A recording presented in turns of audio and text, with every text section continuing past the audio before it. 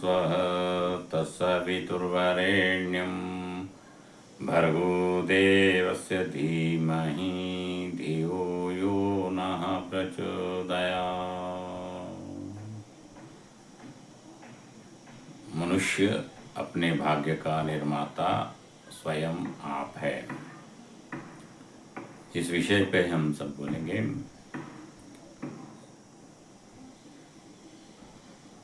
नौ ग्रह होते हैं, कोई ग्रह खराब नहीं होता। हमारे कर्म खराब होते हैं, कर्मों के अनुसार हमें फल मिलता है। सूर्य प्रेरणा देते हैं, चंद्र शांति देते हैं, मंगल कल्याण करते हैं, बुध संतुलन में रखते हैं, गुरु अनुशासन में रखते हैं, शुक्र संयम में रखते हैं, शनि न्याय करते हैं, राहु पराक्रमी बनाते हैं, केतु साहसी बनाते हैं। हमें अपने कर्मों के अनुसार अपना फल मिलता है। हमारे पिछले कर्म भले ही खराब हो, लेकिन हम अपना भाग्य स्वयं बदल सकते हैं। ऐसा परम पूज्य गुरुदेव पंडित श्री राम शर्मा आचार्य कहते हैं। संत महात्मा सभी लोग ऐसे ही कहते हैं। जितने भी संत ज्ञानी महापुरुष हो गए हैं,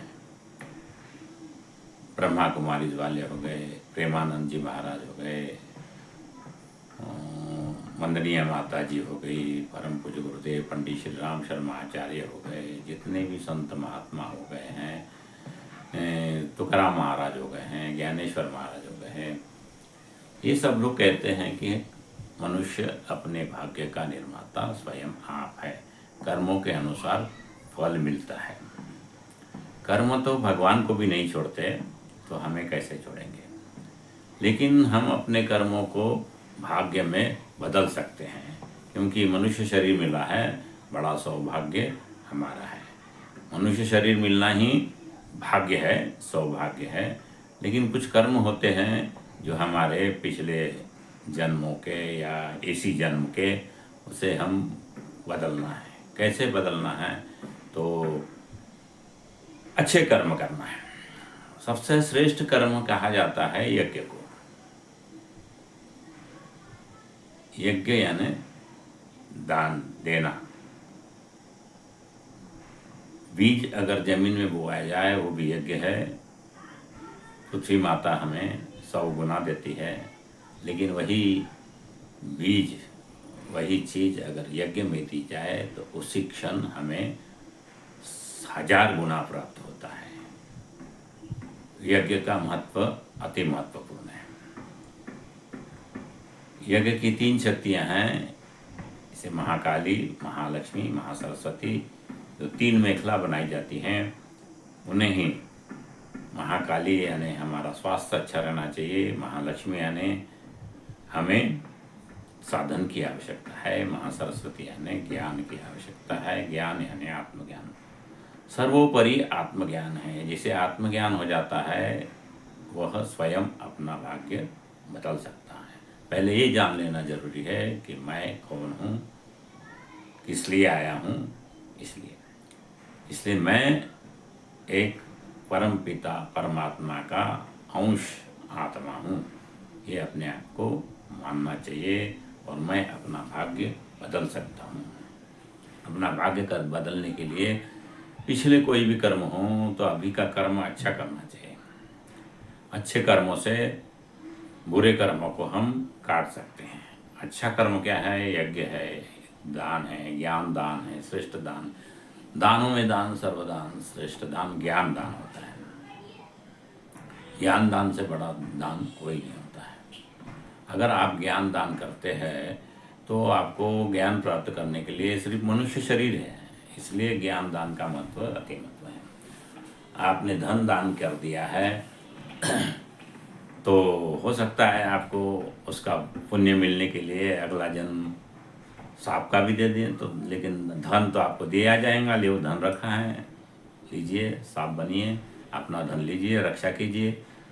लेकिन आपने ज्ञान दान किया है, तो ज्ञान दान के लिए आपको मनुष्य शरीर मिलना ही है। इसलिए परम पूज्य गुरुदेव पंडित श्री राम शर्मा आचार्य जी कहते हैं, बेटा आज समाज में जो दुख का कारण है मुख्य अज्ञान ही है। आज सबको हमको ज्ञान देना अति जरूरी है। अच्छा ज्ञान पढ़ना, आत्मज्ञान प्राप्त कर लेना, हम कौन है, क्या है, आए कहाँ से आए हैं, हमारे अंदर क्या क्या शक्तियाँ हैं। गुरुदेव कहते हैं कि त्वं वै च चतुर्मुखो ब्रह्मा सत्यलोक पितामह आगस्य मंडले चास्मिन मम सर्वार्थ सिद्धये। आपको ही चार मुख दे के इस धरती का राजकुमार बना के ब्रह्म बना के भेजा है।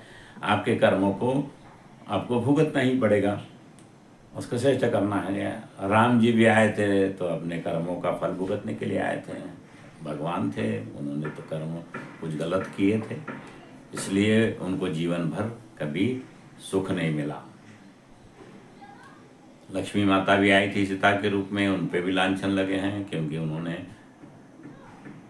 कुछ कर्म ऐसे किए थे, अच्छे उद्देश्य के साथ किए थे, लेकिन उन्होंने कर्म गलत किए थे। इसलिए शनि महाराज बोलते हैं कि न्याय तो होगा, आपको कर्म का फल भुगतना ही होगा, तो हमको भी भुगतना पड़ता है, तो कर्मों का फल हमको भुगतना ही पड़ता है। गुरुदेव कहते हैं कि बेटा अगर बुरे कर्म हैं तो अच्छा काम कर, कर्म तो मिलेगा। अगर तेरा हाथ कटना होगा तो उंगली कट के रह जाएंगी, इतना तो हम आपको कर सकते हैं।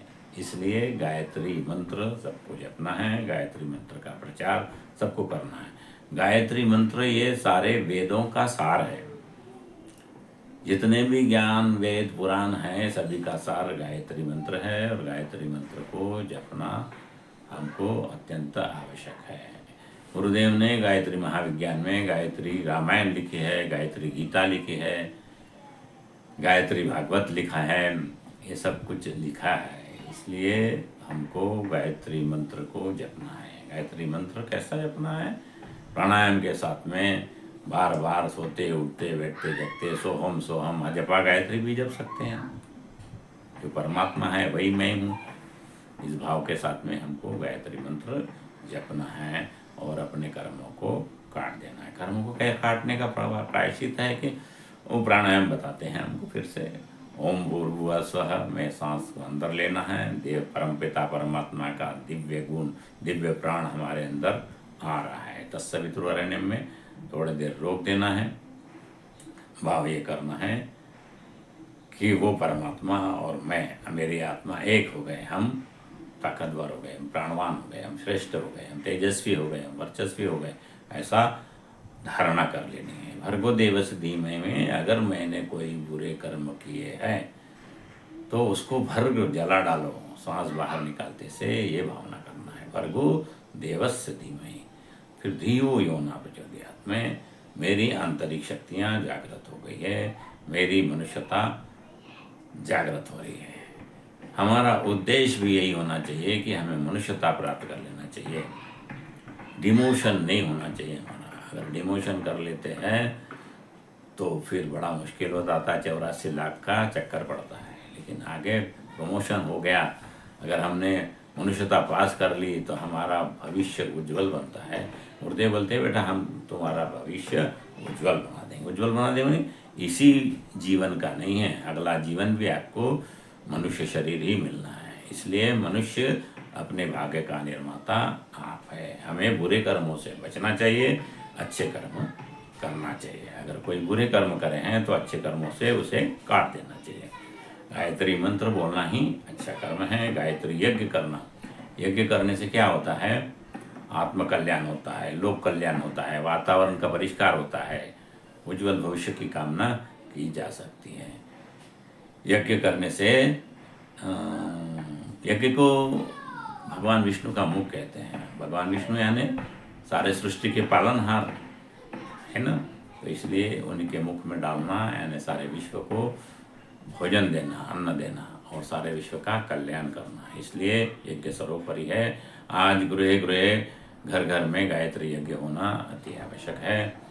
गायत्री यज्ञ हम सबको कर लेना चाहिए, गायत्री यज्ञ करते ही रहना चाहिए। इसी से आपका भाग्य बदलता है। और ज्ञान दान, स्वाध्याय साधना, स्वाध्याय संयम सेवा, इसका अवलंबन हमें करना चाहिए।